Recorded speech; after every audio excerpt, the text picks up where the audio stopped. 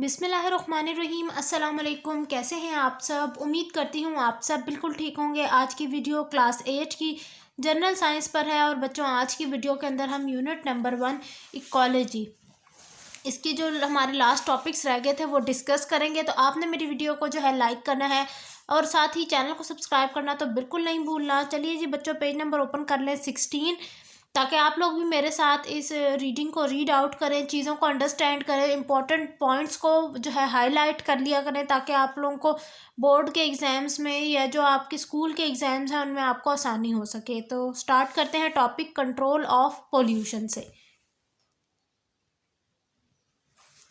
Control of pollution का मतलब क्या है बच्चों के जो गंदगी है उसको उससे किस तरह से बचा जा सकता है या निजात हासिल की जा सकती है। The addition of harmful substance in the environment is called pollution. पहले लाइन में आपको पोल्यूशन की डेफिनेशन मिल जाएगी कि सब्सटेंस इन हार्मफुल सब्सटेंस से क्या मुराद है? जहरीले मादों का हमारे माहौल के अंदर शामिल होना जो है वो क्या कहलाता है? वो कहलाता है पोल्यूशन, गंदगी। The unjustified use of resources has damaged environment badly. तरीके से मतलब सही तरीके से ना इस्तेमाल करना रिसोर्सेज को, नेचुरल रिसोर्सेज को, तो उनका उनकी वजह से क्या होता है कि जो माहौल है वो बहुत बुरे तरीके से ख़त्म हो जाता है या ख़राब हो जाता है।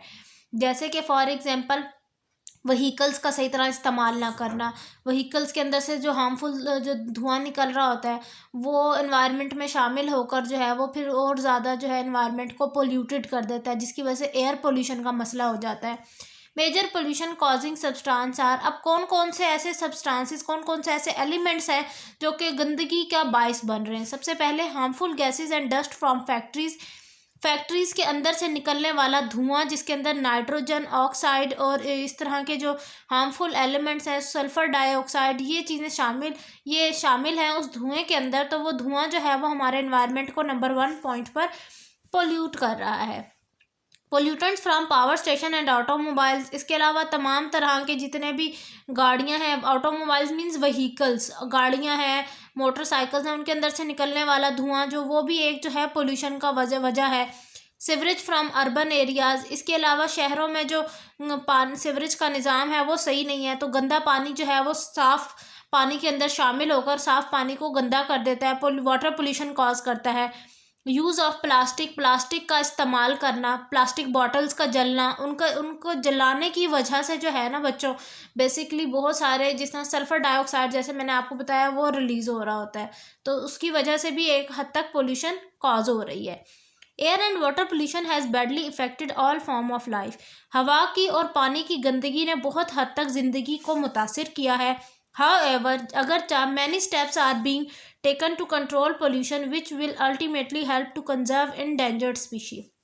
वो कह रहे हैं कि लेकिन अगर हम कुछ इकदामात करें इस गंदगी को संभालने के लिए, इस गंदगी को ख़त्म करने के लिए कुछ इकदामात करें, तो इससे ये हो सकता है कि वो तमाम ऑर्गेनिज़म्स जो इस टाइम ख़तरे में हैं कि वो ख़त्म हो जाएंगे, वो ख़त्म नहीं होंगे, उनको बचा लिया जाएगा।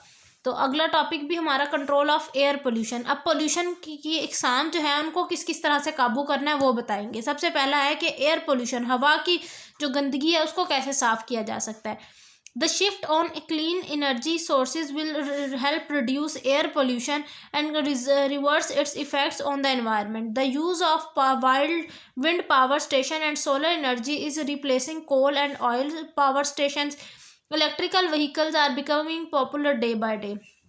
अच्छा, अब पहला यूज़ क्या है कि हमने जो है सबसे पहले सोलर सिस्टम का यूज़ करना है।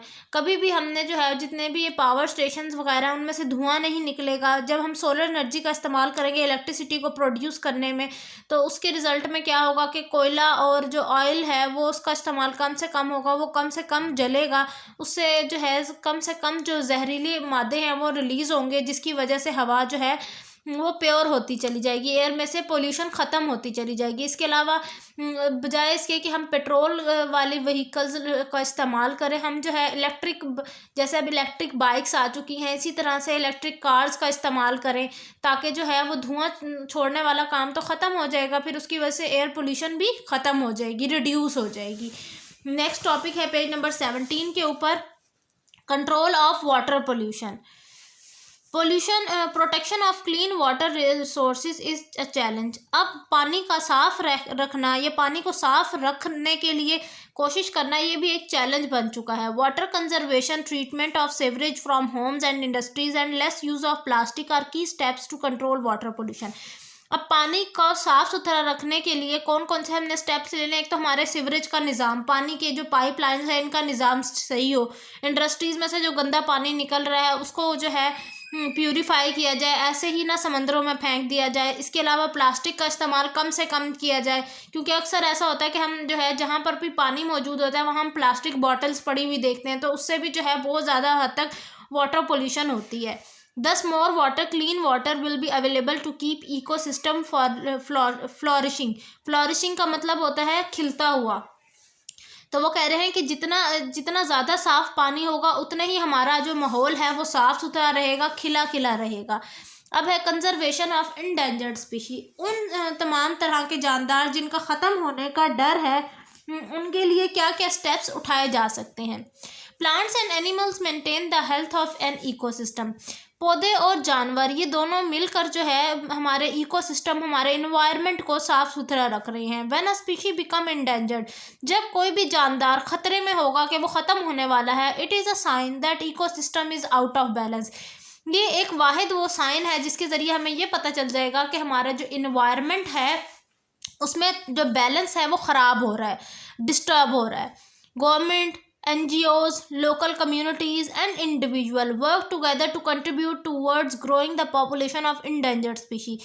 जितने हमारी गवर्नमेंट है, इसके अलावा जो NGO बड़े बड़े इदारे हैं वो, और इसके अलावा जो आम लोग हैं वो मिलकर जो है अगर काम करें इस चीज़ के ऊपर कि जो वो ऐसे जानदार जो कि अब ख़तरे में है ख़त्म होने के, उनकी ग्रोथ और ज़्यादा करवाई जाए, उनको और ज़्यादा उनके नए नए ऑफस्प्रिंग प्रोड्यूस करवाए जाए, उनको हंटिंग ना की जाए, तो उस तरह से करके जो है हम इंडेंजर्ड स्पीशी की हिफाजत कर सकते हैं, उनको इंडेंजर्ड वाले पार्ट में से निकाल सकते हैं।